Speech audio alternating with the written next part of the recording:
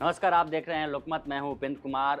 Exit poll के नतीजे आने शुरू हो गए हैं और एक कमोबेश मोटी मोटी एक लकीर खींच दी गई है और स्टेटों के भी आंकड़े आने लगे हैं, जिससे पता चल रहा है कि किस राज्य में कौन सी पार्टी मजबूत है। इसमें नॉर्थ में सबसे जो मजबूत पार्टी मानी जाती है बीजेपी, वहाँ के एक स्टेट से बड़ी चौंकाने वाली एक तस्वीर सामने आई है। आंकड़े आए हैं एग्जिट पोल के।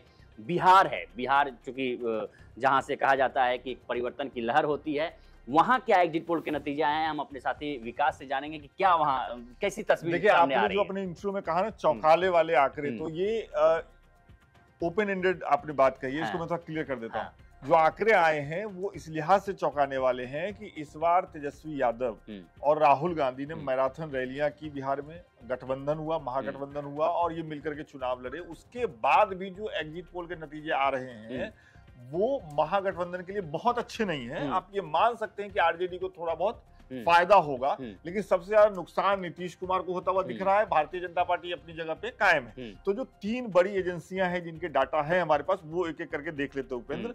न्यूज 24 और टुडे चाणक्य के मुताबिक बिहार में 51% वोट जो है बीजेपी को मिल रहा है। वहीं इंडिया अलायंस को 37% वोट मिल रहा है और अन्य के खाते में 12% जा रहा है। अगर इसको सीटों में बदलेंगे तो बिहार में एनडीए को 36 सीटें मिल सकती हैं, वहीं इंडिया गठबंधन को 4 सीटें मिलने का अनुमान है। इन्होंने पार्टियों में ब्रैकेट नहीं किया है। आगे देखते हैं।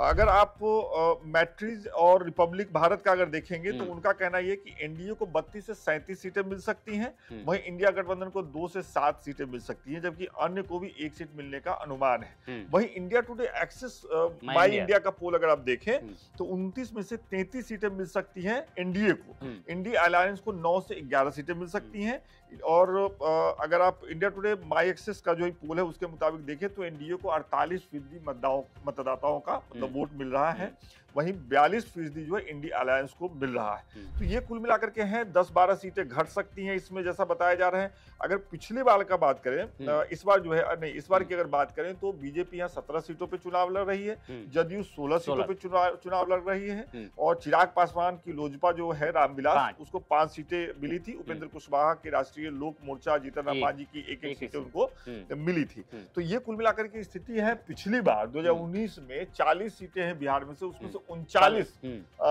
थी इनके पास, एनडीए के खाते में थी। तो बीजेपी और जदयू थी, 1 सीट कांग्रेस के पास थी, किशनगंज वाली। अभी जो दिख रहा है, अगर जो इंडिया और एनडीए को कहा जा रहा है तो आप देखेंगे तो 4 से 5 सीटें ज्यादातर एजेंसी जो है वो आरजेडी को दे रही हैं। पिछली बार आरजेडी के पास कुछ भी नहीं था, तो वो 4-5 सीटों का फायदा आप आरजेडी को कह सकते हैं। लेकिन कांग्रेस और आरजेडी के साथ में आकर के लड़ने के बाद, लेफ्ट पार्टियों के आकर के साथ में लड़ने के बाद कोई बड़ा उलटफेर बिहार से हो रहा हो, इसका अनुमान एग्जिट पोल में अभी तक नहीं व्यक्त किया गया। लेकिन हम देख रहे हैं कि पिछले 2 चुनाव के पैटर्न है, लोकसभा के चुनाव पैटर्न, विधानसभा के पैटर्न देखेंगे तो थोड़ा बहुत ये है कि अगर आरजेडी के पक्ष में अगर 5 से 6 सीटें जाती हैं तो कार्यकर्ताओं के मनोबल में थोड़ा, विधानसभा 1 साल बाद ही है, कुछ ही महीने बाद विधानसभा के चुनाव, तो एक होता है कि मनोबल बूस्ट होने का। नहीं, आप ये बात कह सकते हैं। तेजस्वी यादव की तबीयत भी खराब हो गई थी, आपकी इस बात को सुन के उनको थोड़ा अच्छा भी लगेगा, क्योंकि उनके कार्यकर्ताओं को मनोबल बूस्ट करने की बात आप कह रहे हैं। वो अभी भी लंगड़ा के घूम रहे हैं। मैं देख रहा था कि आज की प्रेस कॉन्फ्रेंस में भी उन्होंने कंधे का सहारा लिया हुआ है।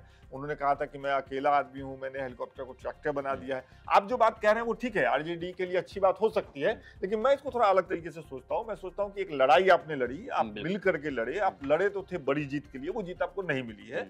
4-5 सीटों से अगर एग्जिट पोल की माने तो आपको संतोष करना पड़ेगा।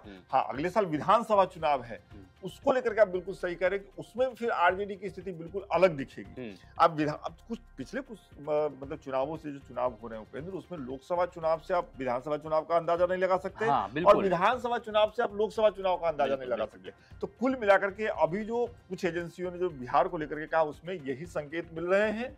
कुल मिलाकर के आप ये कह सकते हैं कि भारतीय जनता पार्टी को 1-2 सीटों का नुकसान हो सकता है और नीतीश कुमार को बड़ा नुकसान हो सकता है। नीतीश कुमार ने पिछले कुछ दिनों में जो पाले बदले, जिस तरीके से वो इधर से उधर गए, उनकी सेहत भी ठीक नहीं है। तो जदयू को सभी एजेंसियां एक बड़ा नुकसान दिखा रहे उपेंद्र, ये अभी तक का डेटा। यानी कुल मिला के इंडिया गठबंधन के लिए बहुत बुरी खबर नहीं है, तो बहुत अच्छी खबर नहीं है, तो बहुत बुरी भी खबर नहीं है। हालांकि इसमें सबसे ज्यादा जो आंकड़े के खेल में नीचे जा रही है वो जेडीयू है, जो अभी विकास ने बताया कि जो तस्वीर उनको उलट पलट इधर उधर जाने की जो तस्वीर थी वो थी।